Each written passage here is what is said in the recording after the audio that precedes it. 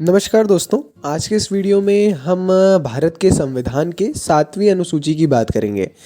देखिए, भारत के संविधान के अंतर्गत तो ज़रूरी है ही, साथ में मेंस पेपर 2 में भी एक इम्पॉर्टेंट रोल है, यूपीएससी सीएसई में और अन्य परीक्षाओं में भी इस 7वीं अनुसूची का बहुत महत्वपूर्ण एक रोल है ना। तो आप लोग अगर सिलेबस को अच्छे से स्टडी करेंगे तो आप लोग पाएंगे, अलग से नोट है 7th शेड्यूल, है ना। तो जानना इसके बारे में काफ़ी इम्पोर्टेंट है। काफ़ी सारी चीज़ें बताता है और सारी जो भी इसकी परिचयात्मक जानकारी आपके पास में होना अत्यंत आवश्यक है, वो इस वीडियो में बता दिया जाएगा, है ना। अंत तक जुड़े रहिएगा। बीच में कोई भी डाउट हो, कोई भी कन्फ्यूजन लगे, डायरेक्टली तुरंत कमेंट सेक्शन में ज़रूर पूछ लीजिएगा। शुरू करते हैं परिचय के साथ में। संविधान के अनुच्छेद 246 में 7वीं अनुसूची है, उसमें संघ, राज्य और समवर्ती सूचियों, ऐसा देखिए, यूनियन लिस्ट, स्टेट लिस्ट और कंकरेंट लिस्ट, ऐसी 3 सूचियों में इनका उल्लेख है। जबकि केंद्र संघ सूची में निर्दिष्ट विषयों पर कानून बना सकता है। राज्य सरकारों के पास में राज्य सूची के वस्तुओं पर अधिकार क्षेत्र है ना। और जो केंद्र और राज्य दोनों समवर्ती सूची के विषयों के लिए कानून बना सकते हैं, लेकिन संघर्ष की स्थिति में संघ का कानून, जो भी संघ केंद्र सरकार का कानून है, वो मान्य होगा। आसान भाषा में बताएं, ये 3 लिस्ट हैं, किसको क्या काम है, किसको क्या काम है, किसको क्या काम है ना।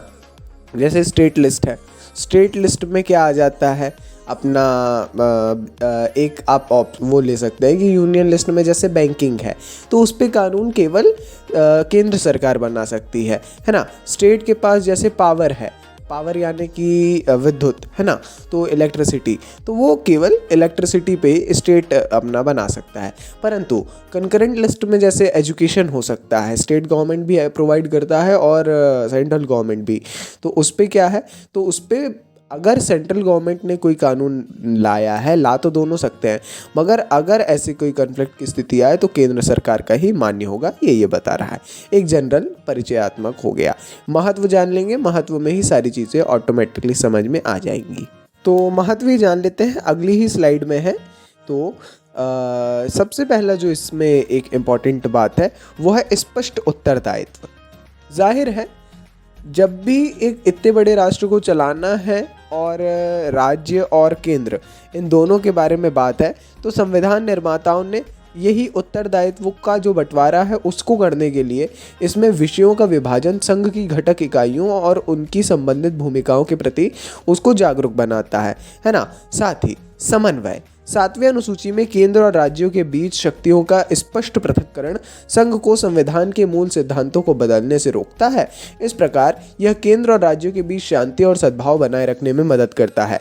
7वीं अनुसूची ये क्लियरिफाई कर देता है कि भाई आपको क्या है और आपके पास में क्या पावर है, तो इससे ये होता है, और दोनों के पास में क्या है, इससे बहुत अच्छे एक सद्भाव निर्माण होता है, शांति की स्थिति बनी रहती है, समन्वय करना रहता है। साथ ही शक्तियों का विभाजन, 7वीं अनुसूची केंद्र और राज्य के बीच में शक्तियों का स्पष्ट विभाजन प्रदान कर देती है, जो केंद्र और राज्यों के बीच में संघर्ष को रोकता है। भारत की एकता और अखंडता, विभाजन के बाद राष्ट्रीय एकीकरण का अत्यधिक महत्व था और केवल एक सशक्त केंद्र सरकार ही बाहरी खतरों से राष्ट्र की रक्षा कर सकती थी, है ना। तो यहाँ पे ये सही है। जैसे डिफेंस है तो वो केवल यूनियन लिस्ट में है ना, वो तो पूरे देश का ही है, तो उसको स्टेट में नहीं रखा गया, स्टेट कोई हस्तक्षेप भी नहीं करेगा, तो ये काफ़ी अच्छी चीज़ है। राज्यों को स्वायत्तता, राज्यों के पास भी ऐसी स्थिति ना आए, है ना। हालांकि अभी भी देखने को मिल जाता है, मगर बहुत ज़्यादा नहीं।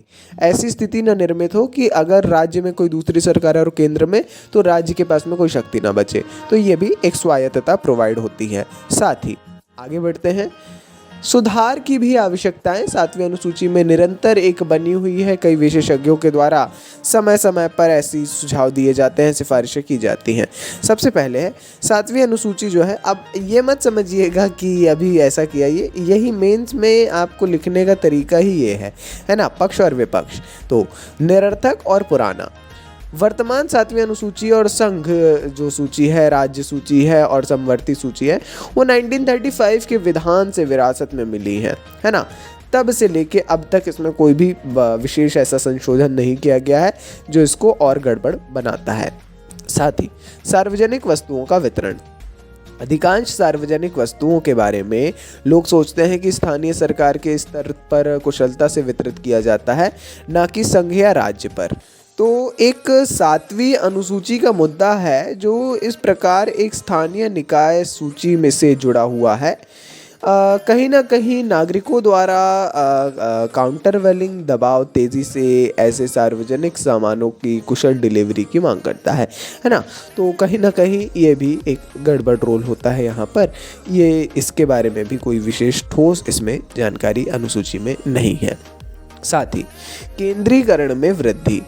यहाँ पर मदों को राज्य सूची से समवर्ती सूची में और समवर्ती सूची से संघ सूची में स्थानांतरित कर दिया गया है ना।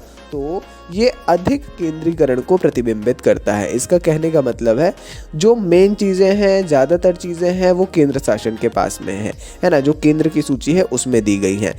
ये केंद्रीकरण को बढ़ावा दे रहा है जो कि कहीं ना कहीं सही नहीं है। स्थानीय निकायों को सशक्त बनाना। स्थानीय निकायों के लिए केंद्र, राज्य और समवर्ती सूचियों के लिए एक चौथी सूची होना चाहिए। जाहिर है स्थानीय निकाय एक बहुत बहुत ज़रूरी, पंचायत और नगर पालिक निगम, नगर पालिका और नगर परिषद, उनकी भी एक अलग सूची होना चाहिए जिससे शक्तियों का हस्तांतरण आसानी से हो सके और स्थानीय महत्व पर भी ध्यान दिया जा सके। और समवर्ती सूची का विलोपन।